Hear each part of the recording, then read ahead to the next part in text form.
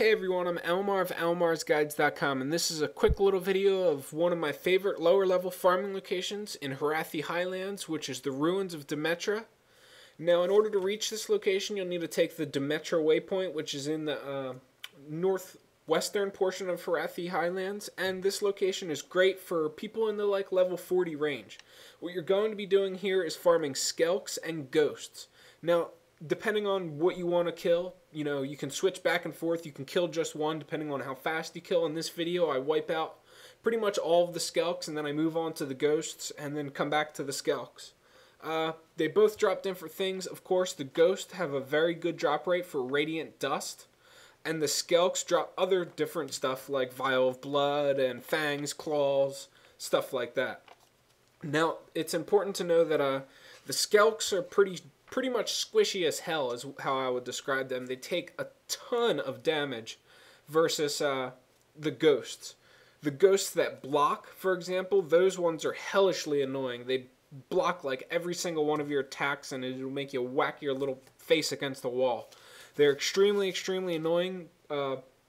They really can't be avoided since they're mixed in with all of the other ghosts. Just don't waste any of your cooldowns when they're blocking, because they're just going to block your attack. Once you get used to that, it'll be, a ton easier. Now, there's also going to be a few different gatherables you'll be able to get around here, like iron, silver, stuff like that. And back to the mobs pretty much. Now, these mobs are level 37 in this area, but I do recommend that you be at least 40 to 45. That way you're above them a little bit in level, and that will make it a lot easier when it comes to farming them, because you'll have more trait points / better gear than what you would have if you were their level. Also, this location lowers you in level, of course if you're higher level, to a level I think 39 or 40. I'm pretty sure 40. Actually, I'm positive 40. And since they're level 37, what that means is they'll appear green to you, which means they're, significantly easier than a mob that would appear yellow to you at that level. I don't know if in this game it reflects differences in the level difference like it does in other games, like in WoW and EverQuest and games like that. When a mob is that below you on level that much, he'll take more damage from you and stuff like that. And also, if they're above level, you'll have a higher chance to miss them and all of that fun stuff. Oh boy, a text message. Now the ghosts here drop radiant dust.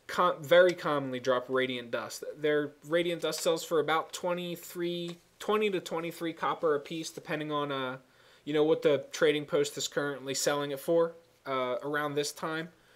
Usually you can get a good price for them, and of course the prices are always going to be fluctuating up and down depending on what's going on at that time in the game. Maybe they came out with this new recipe and everybody wants to rush level up profession, and it's commonly using radiant dust. Well, it's obviously going to go up in price.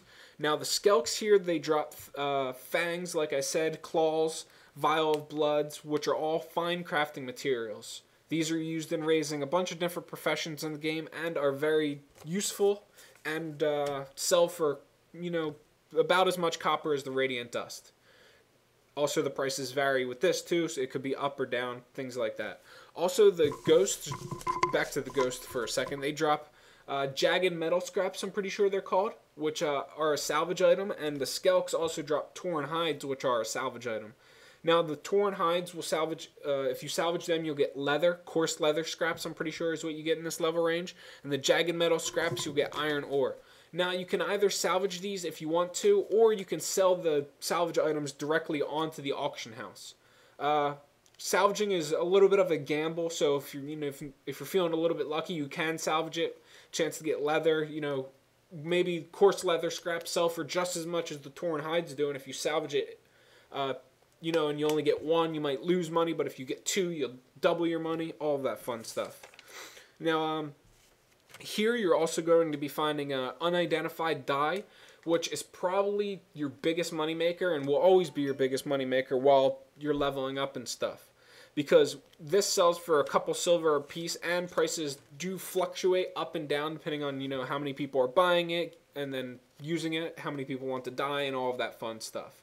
Now, there pretty much isn't anything else to say about this location besides the few things that you can gather in the vicinity that I mentioned earlier.